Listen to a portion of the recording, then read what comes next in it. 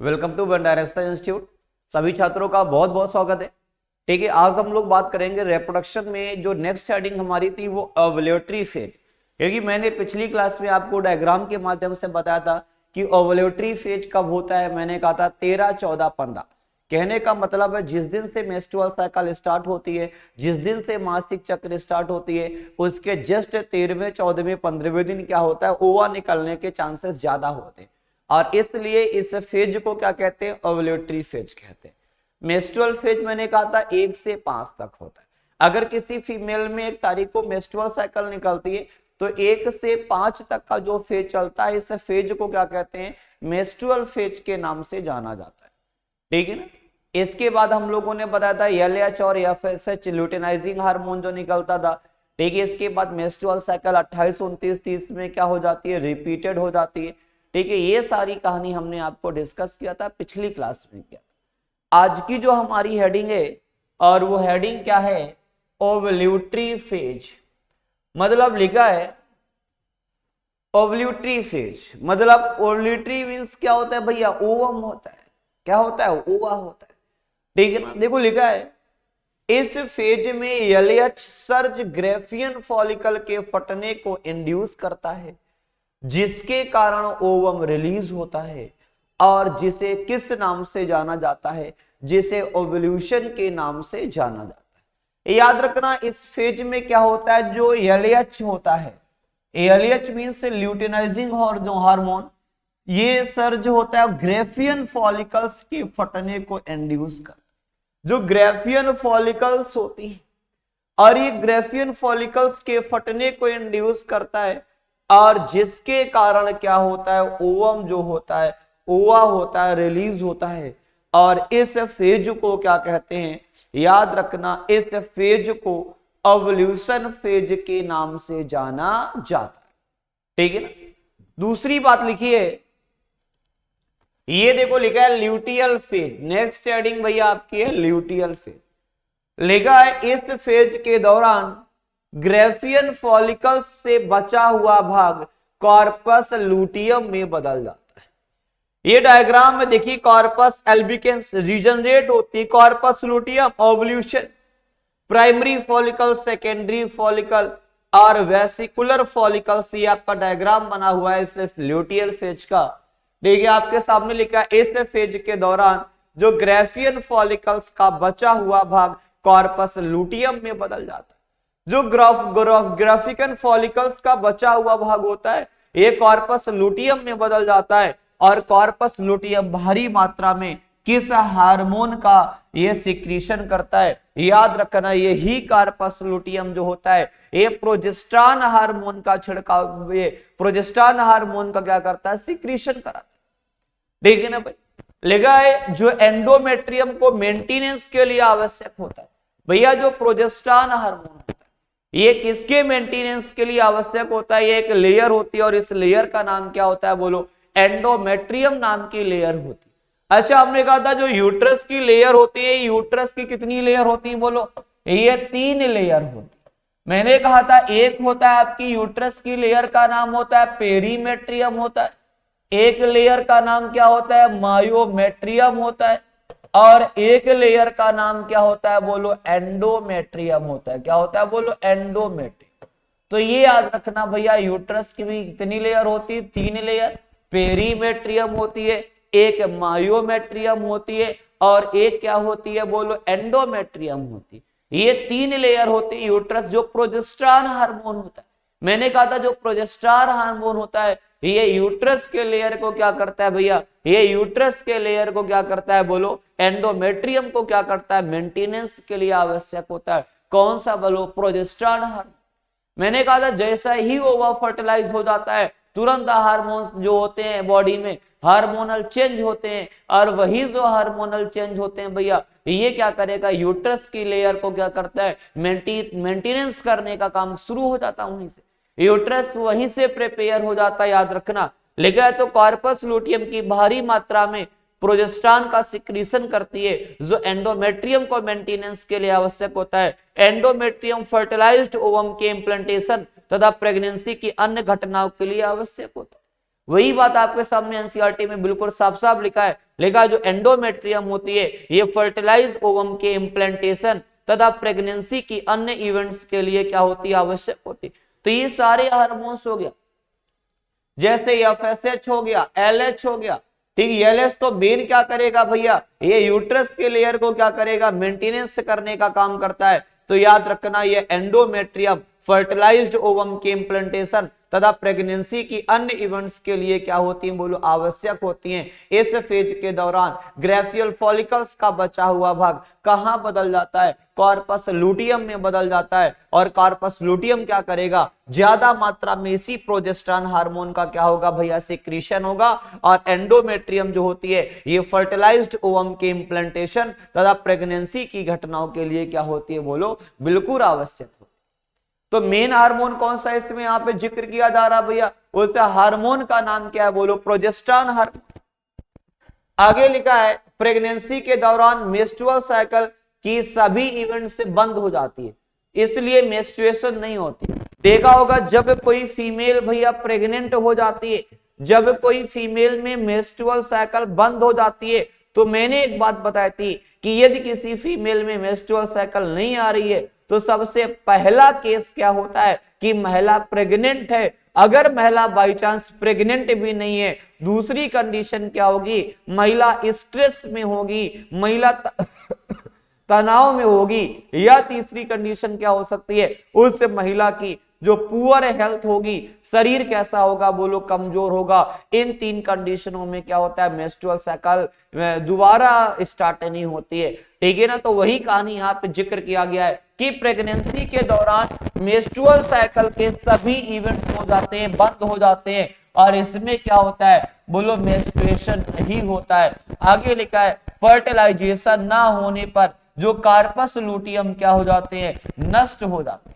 अगर फर्टिलाइजेशन नहीं होगा तो कार्पस लुटियम जो होती है नष्ट हो जाती है, और ये एंडोमेट्रियम को डिस्टिंग्रेट कॉज करती है, जिससे फिर से मेंस्ट्रुअल की नई साइकिल शुरू हो जाती है, याद रखना, ठीक। तो वही सबसे पहले लाइन लिखी है भैया, सबसे पहली लाइन का जिक्र किया गया है कि प्रेगनेंसी के दौरान मेंस्ट्रुअल साइकिल के सभी इवेंट्स बंद हो जाते हैं।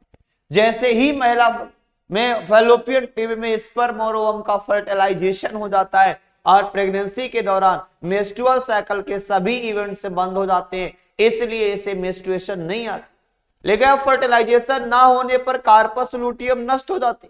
याद रखना अगर फर्टिलाइजेशन नहीं हुआ, ठीक, तो कार्पस लुटियम जो लेयर होती है नष्ट हो जाती है, और ये एंडोमेट्रियम को डिसइंटीग्रेशन कॉज करती है, जिससे फिर से मेंस्ट्रुएशन की नई साइकिल प्रारंभ हो जाती है। और फीमेल में लगभग 50 वर्ष की अवस्था में मेंस्ट्रुअल साइकिल बंद हो जाती है। मैंने साफ साफ एक बात बोली थी कि फीमेल में 45 से 50 वर्ष की अवस्था में जो मासिक चक्र होती है, जो मेंस्ट्रुअल साइकिल होती है, वो क्या हो जाती है, बंद हो जाती है। और इस कंडीशन को क्या कहते हैं, बोलो मीनोपॉज के नाम से जाना जाता है। याद रखना 50 वर्ष की अवस्था, कितने वर्ष की अवस्था में, 50 वर्ष की अवस्था में जो मासिक चक्र होती है, जो मेंस्ट्रुअल साइकिल होती है, वो क्लोज हो जाती है, ठीक है। फीमेल में मतलब 50 वर्ष के बाद ओवा का ओवा नहीं निकलता है।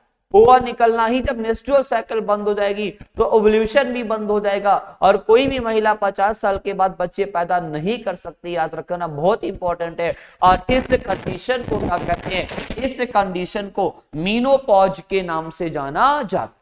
याद रखना इस कंडीशन को क्या कहते हैं, मीनोपॉज के नाम से जाना जाता है। और यदि किसी महिला में पहली बार 13 वर्ष की अवस्था में मेंस्ट्रुअल साइकिल प्रारंभ हो जाती, याद रखना फर्स्ट मेंस्ट्रुअल साइकिल, पहली मासिक चक्र को, याद रखना पहली मासिक चक्र को क्या कहते हैं, बोलो मीनार्ची के नाम से जाना जाता है। याद रखना। और ये मीनार्ची कितने वर्ष में प्रारंभ हो जाती है, 13 वर्ष की अवस्था में। याद रखना 13 वर्ष की अवस्था में यही मासिक चक्र बंद हो जाती है, और इस मासिक चक्र को क्या कहते हैं, इस मासिक चक्र को मीनार्ची के नाम से जाना जाता है। और यही मेंस्ट्रुअल साइकिल 50 वर्ष की अवस्था में बंद हो जाती है, और इसे क्या कहते हैं, बोलो मीनोपॉज के नाम से जाना जाता है, ठीक है ना। तो यही लिखा है कि फिर से मेंस्ट्रुअल की नई साइकिल प्रारंभ हो जाती है। और फीमेल में लगभग 50 वर्ष की एज में मेंस्ट्रुअल बंद हो जाती है, और जिस कंडीशन को भैया क्या कहते हैं, इसे मीनोपॉज के नाम से जाना जाता है। तो पहली मासिक चक्र को मीनार्ची कहते हैं, याद रखना, पहली मासिक चक्र को क्या कहते हैं, मीनार्ची कहते हैं, और अंतिम मासिक चक्र को क्या कहते हैं, मीनोपॉज कहते हैं। फर्स्ट वाली प्रारंभ 13 वर्ष में और लास्ट वाली बंद 50 साल में। पॉज, ऐसा लगता है टीवी में एक रिमोट की बटन होती है जिसमें पॉज लगा होता है, और जैसे ही पॉज की बटन दबाते हैं तुरंत आवाज बंद हो जाती है। तो याद रखना भैया, अंतिम मासिक चक्र को या लास्ट मेंस्ट्रुअल साइकिल को क्या कहते हैं, मीनोपॉज के नाम से जाना जाता है, और पहली मासिक चक्र को क्या कहते हैं, first menstrual cycle is called menarche. पहली मासिक चक्र को क्या कहते हैं, मीनार्ची के नाम से जाना जाता है। तो याद रखना, 50 वर्ष की अवस्था में बंद होती है, जिसे मीनोपॉज के नाम से जाना जाता है, और पहली मासिक चक्र को क्या कहते हैं, मीनार्ची के नाम से जाना जाता है। ठीक है ना। तो ये सारी कहानी आपको क्लियर होगी, एक्सप्लेन कर दिया मैंने ढंग से। आगे देखिए भैया, लिखा है cyclic menstruation normal reproductive phase का इंडिकेटर। भैया ये जो साइकिल चलता रहता है, जो मेंस्ट्रुअल साइकिल चलता रहता है, ये क्या है, एक नॉर्मल मेंस्ट्रुएशन, ठीक है, cyclic menstruation normal reproduction phase का एक इंडिकेटर है। और मीनार्ची से लेके, मीनार्ची वर्ड अभी मैंने बताया था कि 13 वर्ष की अवस्था में मीनार्ची हो जाता है, और मीनार्ची से लेकर मीनोपॉज तक के समय को रिप्रोडक्टिव फेज के नाम से जाना जाता है। भैया मीनार्ची से लेके 13 वर्ष की अवस्था से लेके और मीनोपॉज तक के ठीक बीच का जो फेज होता है, और इस फेज को क्या कहते हैं, रिप्रोडक्टिव फेज के नाम से जाना जाता है। बहुत इंपॉर्टेंट है भैया कि मीनार्ची से मीनोपॉज तक का जो फेज होता है, जो टाइम ड्यूरेशन होता है, और इस फेज को क्या कहते हैं, इस फेज को रिप्रोडक्टिव फेज के नाम से जाना जाता है। बहुत इंपॉर्टेंट क्वेश्चन है, बहुत इंपॉर्टेंट लाइन है कि लिखा मीनार्ची से लेके मीनोपॉज तक का जो समय होता है, मतलब 13 से 50 वर्ष के बीच का समय होता है, लगभग जो 37 साल का समय आता है। याद रखना, जो 37 ईयर का समय होता है, और इस फेज को क्या कहते हैं, इस फेज को रिप्रोडक्टिव फेज के नाम से जाना जाता है। 13 से 50 वर्ष तक की अवस्था का जो फेज होता है, और इस फेज को क्या कहते हैं, इस फेज को रिप्रोडक्टिव फेज के नाम से भी जाना जाता है। ठीक है, याद रखना भैया। मतलब अगर सवाल अगर पूछ दिया जाए, एक महिला अपने जीवन में कितने ओवम प्रोड्यूस करती, एक स्त्री अपने जीवन में कितने ओवा देती है, तो याद रखना 13 से प्रारंभ हो गया और 50 तक चला, 37 साल चला, महीने में 1 ओवा, 12 महीने में 12 ओवा, टोटल कितने, लगभग 444 ओवम क्या होती है, प्रोड्यूस करती है। एक महिला अपने पूरे जीवन काल में लगभग कितने अंडा देती है, 450 ओवम प्रोड्यूस करती है, लगभग 450 अंडा देती है। ये भी यूटी का क्वेश्चन पूछा गया है कि एक स्त्री जो होती है अपने पूरे लाइफ में, अपने पूरे जीवन काल में, अपने पूरे लाइफ में कितने ओवम प्रोड्यूस करती है, तो याद रखना एक महिला अपने पूरे जीवन में, अपने पूरे लाइफ स्पेन में लगभग 450 ओवम क्या होती है भैया, प्रोड्यूस करती है। ठीक है ना। तो यहाँ पे आगे मिलेगा, हो सकता है क्वेश्चन आगे लिखा है, ये देखिए लिखा है भैया मेंस्ट्रुएशनल हाइजीन। ठीक है ना। अब लिखा है मेंस्ट्रुएशन के दौरान सफाई रखना बहुत जरूरी है, नियमित रूप से स्नान करें और साफ रहें। भैया अगर मेंस्ट्रुअल साइकिल चलती है, उस समय क्या होता है, जो गंदा ब्लड होता है उससे इंफेक्शन होने के चांसेस ज्यादा रहते हैं, और वो ब्लड कहां से आता है, एंडोमेट्रियम की लेयर से आता है। मेंस्ट्रुएशन के दौरान सफाई रखना बहुत जरूरी है, नियमित रूप से स्नान करें और साफ रहें। सैनिटरी नैपकिन, घर में बने साफ पैड्स का उपयोग करें। याद रखना ये सैनिटरी नैपकिन का उपयोग करने से इंफेक्शन के चांसेस कम रहते हैं। घर में बने साफ पैड्स का प्रयोग करें। नैपकिन को हर 4-5 घंटे के बाद आवश्यकता अनुसार बदलते रहें। याद रखना यही इसके क्या होते हैं भैया, ठीक है, बचने के उपाय होते हैं मेंस्ट्रुअल साइकिल में। तो याद रखना इस दौरान साफ सफाई बहुत जरूरी होता है। नियमित रूप से क्या होता है भैया, ठीक है, नियमित रूप से स्नान करना चाहिए और सैनिटरी नैपकिन का उपयोग करना चाहिए, और घर में बने साफ पैड्स का प्रयोग करें। ठीक है, नैपकिन को हर 4-5 घंटे के बाद आवश्यकता अनुसार बदलते रहें। ठीक है ना भैया, आगे समझिए, आगे लिखा है प्रयोग हो चुके नैपकिन को पेपर में लपेट कर इसे डिस्पोज करें। ऐसे नैपकिन्स को नहीं डालना चाहिए, इसे डिस्पोज करना चाहिए। यूज नैपकिन को टॉयलेट के ड्रेन पाइप या ओपन एरिया में बिल्कुल भी ना फेंकें। याद रखना, जो आपने नैपकिन यूज किया है इसे ड्रेन पाइप में या ओपन एरिया में बिल्कुल भी नहीं फेंकना चाहिए। नैपकिन का प्रयोग करने के बाद साबुन से हाथ धोने चाहिए। याद रखना, ये सारे इसके बचाव के उपयोग है कि नैपकिन को उपयोग करने के बाद भैया, ठीक है ना, किससे हाथ धोना चाहिए, बोलो, साबुन से हाथ धोना चाहिए।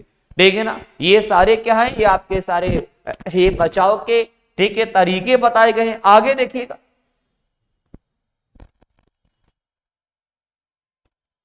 ठीक है ना, तो ये सारी चीजें आपको बताया गया। ठीक है, एक बार दोबारा से देखिए, पुरानी क्लास भी एक बार एक्सप्लेन करते हैं।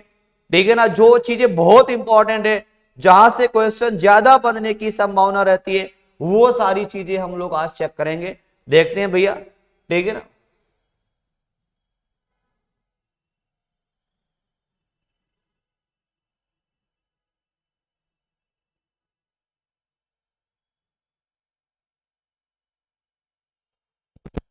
चलिए आज oogenesis से हम लोग डिस्कस करेंगे। देखिए oogenesis से देखना, एक बार फिर देखना, क्लास करा चुके हैं, लिखा है oogenesis लिखा है एक मेच्योर फीमेल गैमीट के बनने के प्रोसेस को oogenesis कहते हैं। ठीक है ना, लिखा है एक मेच्योर फीमेल गैमीट, एक मेच्योर फीमेल गैमीट के बनने के प्रोसेस को क्या कहते हैं, oogenesis कहते हैं। और यह स्पर्मेटोजेनेसिस से स्पष्ट रूप से भिन्न होती है। लिखा oogenesis की शुरुआत एम्ब्रियोनिक डेवलपमेंट के दौरान होता है तथा प्रत्येक फीटल ओवरी में 2 मिलियन गैमीट्स मदर सेल से ऊगोनिया में बनते।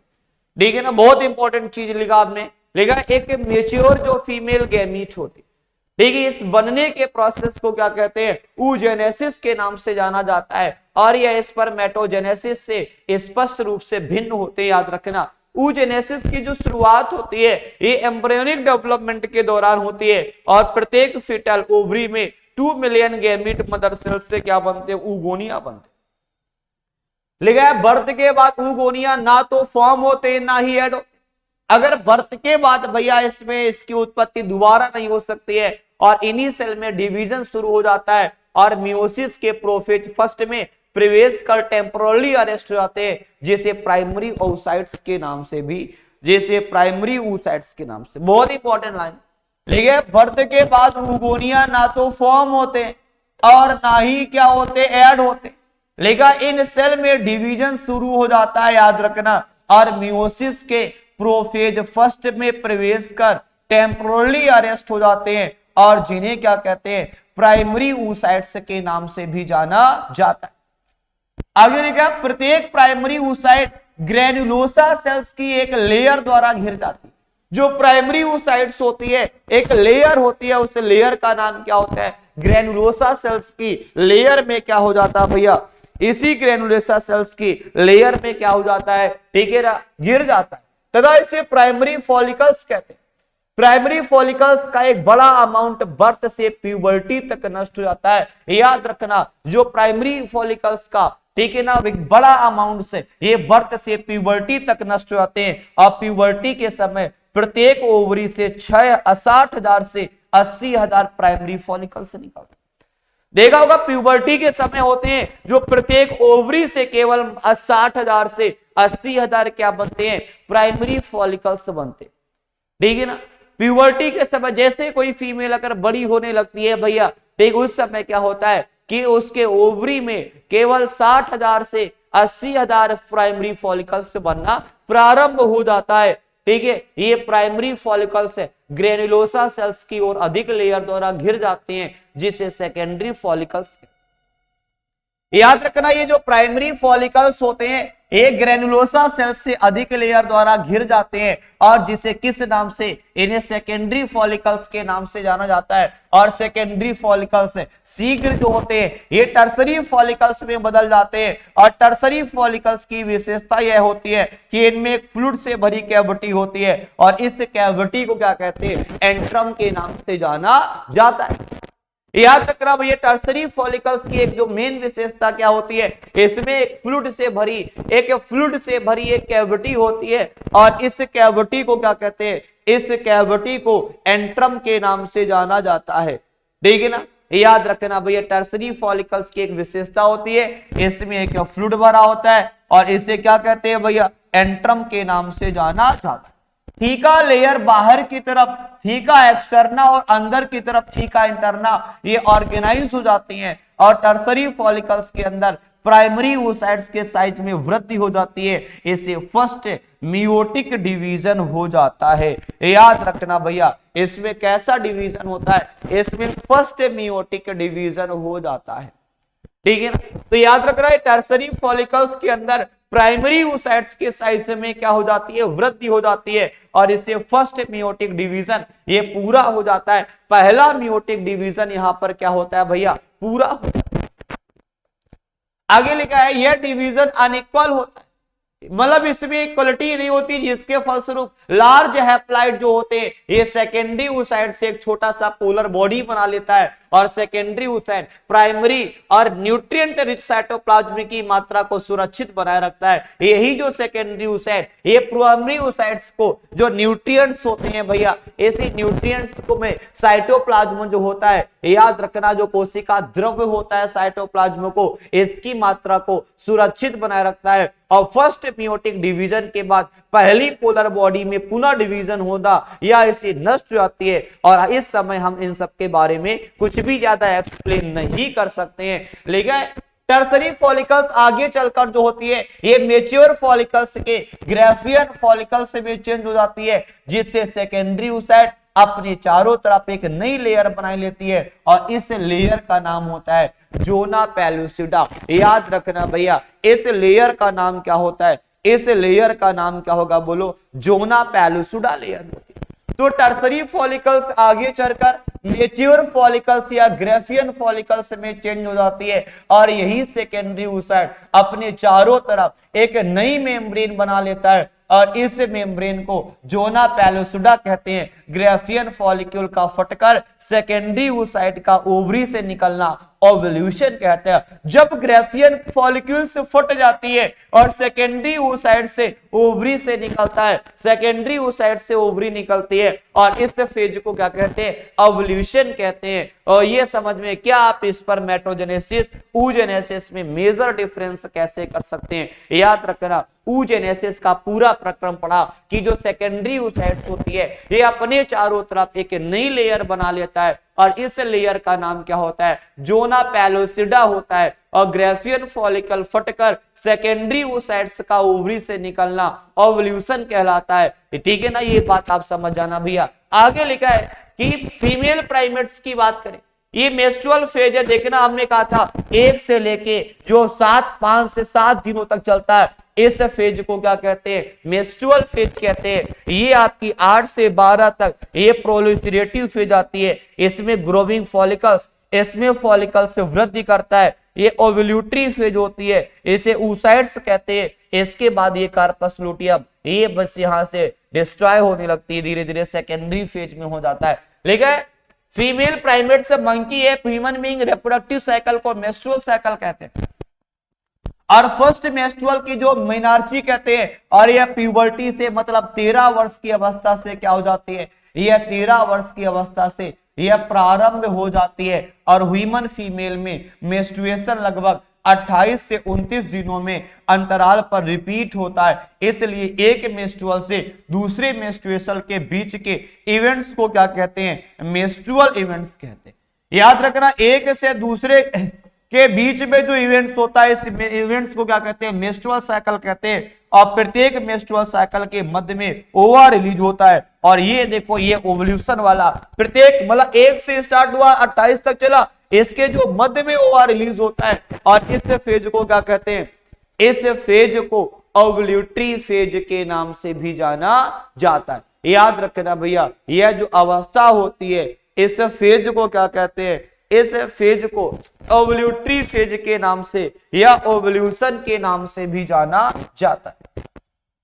देखा इसमें मेंस्ट्रुअल फ्लो 3 से 5 दिनों तक जारी रहता है और मेंस्ट्रुअल फ्लो का कारण क्या होता है, यूट्रस की जो एंडोमेट्रियम लेयर होती है, ये अंदर वाली लेयर होती है, इस वाली लेयर को क्या कहते हैं भैया, इस अंदर वाली लेयर को क्या कहते हैं, एंडोमेट्रियम कहते हैं, एंडोमेट्रियम कहते हैं, ठीक है ना। ये जो लेयर होती है एंडोमेट्रियम लाइनिंग, उसकी ब्लड वेसल्स को नष्ट होना, जिससे हर एक लिक्विड बनता है और वाइजाइनल ओपनिंग के द्वारा क्या हो जाता है, बोलो, ये बाहर निकल जाता है।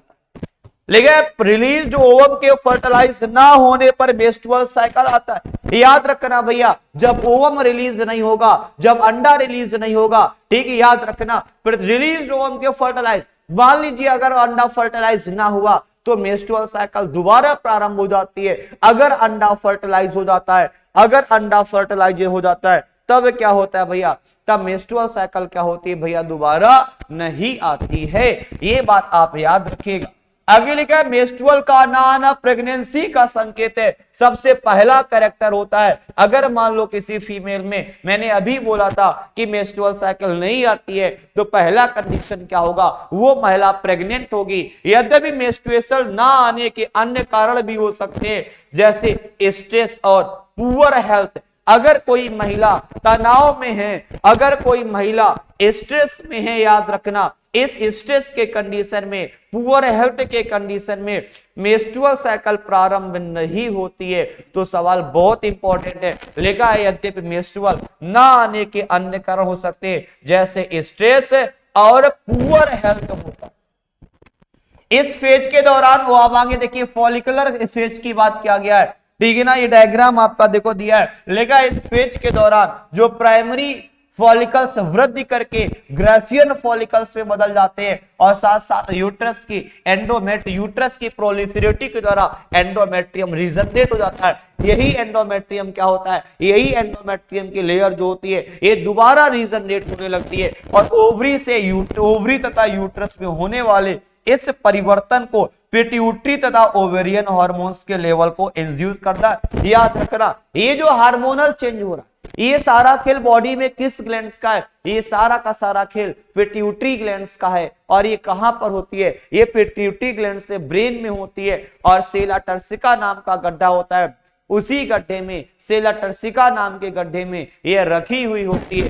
देखिए आगे, देखिए आगे कहानी क्या है। लेकिन फॉलिकल फेज के दौरान गोनेडोट्रोपिन मतलब एलएच और एफएसएच का सिक्रीशन धीरे धीरे बढ़ता जाता है। एलएच का मतलब होता है ल्यूटिनाइजिंग हार्मोन, याद रखना, और एफएसएच का मतलब क्या होता है, ये follicle stimulating hormone, follicle stimulating hormone, ये धीरे धीरे बढ़ता जाता है। और गोनेडोट्रोपिन्स का सिक्रीशन फॉलिकल के डेवलपमेंट के साथ साथ ग्रोविंग फॉलिकल्स के द्वारा एस्ट्रोजन को सिक्रीशन को क्या करता है, स्टिमुलेट करने का काम करता है। लेकिन एलएच एफएसएच दोनों ही साइकिल के मध्य में 14th डे अपने पीक लेवल पर होते।